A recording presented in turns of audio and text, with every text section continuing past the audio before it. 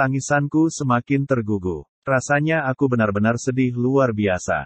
Mengetahui bahwa Dr. Fadi berasal dari kota di mana ibu kini hidup bahagia bersama suami barunya, membuatku entah mengapa sesentimental ini.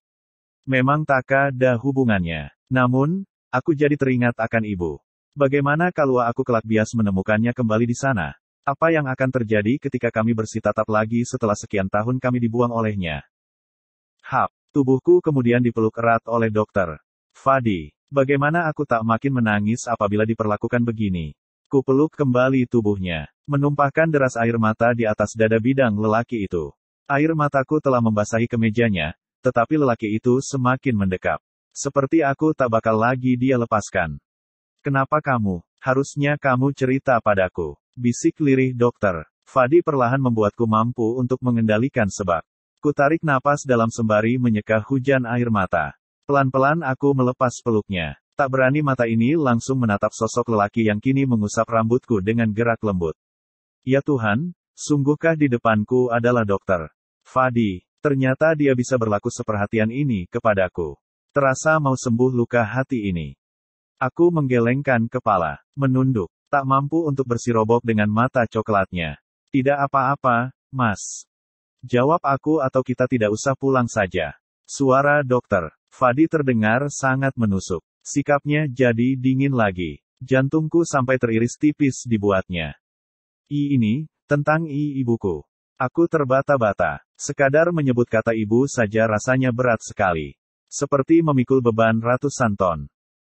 Ibumu kenapa? Dr. Fadi mendekatkan wajahnya. Aku sampai bias merasa embusan napas miliknya. Semakin berdegup keras jantung. Aku tak bias bila jarak kami sedekat ini. Ibu, lari dari bapak saat beliau sakit. Lalu dia menikah lagi. Aku mencoba menata hati. Meredakan segala perasaan yang campur aduk. Degup jantung ini masih saja sangat kencang. Aku ingin sekali bercerita panjang lebar dengan artikulasi yang jelas.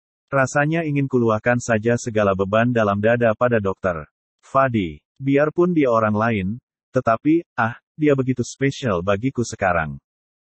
Lantas, Dr. Fadi terdengar tak sabaran. Kata per kata yang dia ucapkan dari tadi penuh dengan penekanan. Tadi, yang ku bilang saudaraku, itu maksudnya. Ibumu, potong Dr. Fadi dengan makin tak sabaran. Tangan lelaki itu menggenggam erat pergelangan tanganku. Agak ditariknya sedikit, seolah mendesak agar aku cepat-cepat mengatakan, ya. Iya, jawabku sambil mengangkat wajah perlahan dan menatap Dr. Fadi dengan takut. Siapa nama ibumu? Punya foto terbarunya, akan aku suruh anak buah Abah untuk mencarinya sekarang. Tegas sekali Dr. Fadi berucap. Kini dia memundurkan tubuhnya yang semula sangat condong ke arahku. Lelaki itu tampak mengeluarkan ponsel dari saku celana dan mengusap-usap layar sentuh. Jangan, Mas. Aku tidak mau berjumpa dengannya. Aku menarik tangan lelaki itu. Membuat ponsel yang dipegangnya hampir saja jatuh. Dr. Fadi lantas menoleh ke arahku dengan wajah yang bingung plus sebal. Kedua alisnya sampai bertaut dengan dahi yang mengernyit. Terus, mengapa kamu harus menangis segala? Bukankah katamu lost kontak? Kamu ingin berjumpa dengannya, bukan? Tatapan Dr. Fadi terlihat penuh tanya sekaligus tak sabaran. Lelaki ini, selalu saja ingin segala sesuatu hal berjalan dengan kilat plus instan. Mulai dari menyuruhku bercerai, sampai mau mencari ibu segala. Tidak, Mas. Aku cuma teringat pada dia yang tega mencampakkan kami. Itu saja. Untuk bertemu, rasanya aku sudah enggan. Biar saja waktu menelan abis kenangan kami berdua. Aku menghapus sisa air mata yang masih membasahi pipi. Kini aku sudah bias tersenyum. Menatap Dr. Fadi dengan lekat, seakan mataku ingin mengucapkan terima kasih padanya. Dr. Fadi mengangguk kecil. Matanya menatap nanar beberapa detik, kemudian mengalihkannya pada ponsel yang dia pegang tadi. Lelaki itu lalu memasukkan gawai seluler ke dalam saku celana kembali. Kita pulang. Kamu mandi dan istirahat. Malamnya ingin jalan-jalan? Tanya Dr. Fadi sembari menarik tuas persnelingnya. Aku ingin istirahat di kamar saja, Mas. Hari ini aku capek sekali. Pikiranku kacau. Untuk pertama kali aku berani untuk menolak ajakan halusnya. Aku tahu, dia pasti ingin jalan-jalan. Menghabiskan malam, seperti kemarin. Bukannya aku tak senang selalu berdua dengan dokter Fadi. Namun, rasanya aku juga butuh waktu sendiri dulu. Meresapi segala momen-momen, dari mulai yang menyebalkan sampai mengharukan yang telah kualami hari ini. Menimbang apa yang bakal kulakukan untuk masa depan. Mobil kembali berjalan. Kami saling diam tanpa banyak berbicara lagi. Aku menyandarkan tubuh ke jok sembari memejamkan mata untuk sesaat. Aku butuh ketenangan. Untunglah dokter Fadi tak mengajakku berbicara ataupun mengganggu acar rebahan sambal terlelapku. Tanpa sadar, sebuah tepukan telah membangunkanku. Astaga, ternyata aku tertidur. Entah berapa lama, tapi kurasa sangat sebentar. Kita sampai. Kamu mau jalan sendiri atau kugendong? Wajah dokter Fadi sangat dekat denganku. Aku sampai kaget saat membuka mata malah melihat sosoknya sedekat ini. Apalagi pertanyaannya tadi. Aku jalan saja, kataku sembari mengusap tepian bibir. Takut-takut kalau aku ternyata tidur sambal ileran. Kan? Malu. Sebentar, kata dokter Fadi sambil menahan tanganku yang sudah mau membuka pintu mobil. Aku tercekat. Tentu saja, apalagi sentuhan tangan darinya. Otomatis membuat jantungku berdegup sangat kencang plus duniaku seolah berhenti bergulir. Beku sesaat. Mas Fadi, kenapa hobimu suka melakukan hal-hal yang membuatku sangat canggung begini? Aku ingin bertanya satu hal. Dokter Fadi lalu melepaskan tanganku. Tubuhnya duduk tegap di kursi kemudi, dengan tatapan yang lurus ke depan sana. Dia tak lagi menatap padaku. Terlihat perutnya kembang kempis seperti tengah mengambil napas dan mengembuskannya kembali. Lelaki itu seperti tegang. Tanya apa? Tanyaku dengan degup jantung yang sangat tak normal. Begitu cepat hingga darahku mengalir seolah banjir bandang selepas gelombang tsunami. Dokter Fadi diam sesaat. Aku makin tak tenang. Lututku sampai gemetar. Ini sudah seperti saat kamu ditanya oleh seorang cowok di masa remaja. Hatimu berharap hanya satu hal, yaitu dia bakal menembak. Jangan bilang ini menjijikan, tapi sungguh inilah yang ada di benakku. Aku takut, sungguh sangat takut apabila memang dokter Fadi menembak. Tidak mungkin secepat ini, kan? Aku boleh jujur? Pertanyaan dokter Fadi sukses membuat dadaku makin mencelos.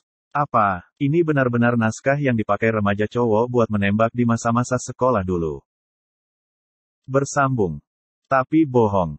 Jujur apa, lidahku semakin gagap. Bahkan rasanya susah sekali untuk sekadar berbicara.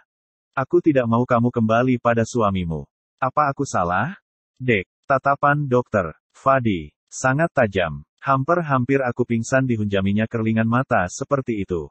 Ya Tuhan, aku ingin menangis lagi. Menangis yang keras demi menyadarkan bahwa ini hanyalah hayalanku. Apa aku memang sedang berhayal? Namun, tampak matahari memang sudah sangat jingga sinarnya. Persis suasana sore. Bukankah tadi di perjalanan memang hari sudah sore? Tuhan, buat aku percaya bahwa ini adalah nyata.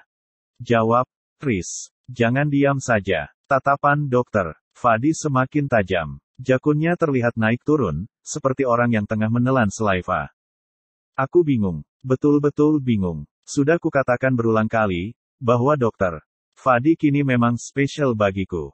Dia baik. Aku pun sempat mengharapkannya dan ingin menyebut terus namanya dalam doa. Namun, aku terlampau sadar diri tentang kondisi kami yang bagaikan bentangan bumi dengan langit. Jauh panggang dari api. Tidak salah, jawabku dengan pandangan yang tertunduk. Kamu sungguhan akan bercerai, kan, Riz? Buat pertama kalinya, aku mendengarkan suara dokter Fadi melemah. Intonasinya bagai suara seorang bocah yang minta diyakinkan bahwa ibunya akan membelikan dia lollipop warna-warni di pasar malam nanti. Aku menarik napas dalam. Tak kusangka, sangat tak kuduga sebelumnya. Baru 2 hari masalah rumah tanggaku mencuat. Namun, secepat ini Tuhan memberikan sebuah kejutan yang begitu membuat mataku nyaris keluar dari rongga.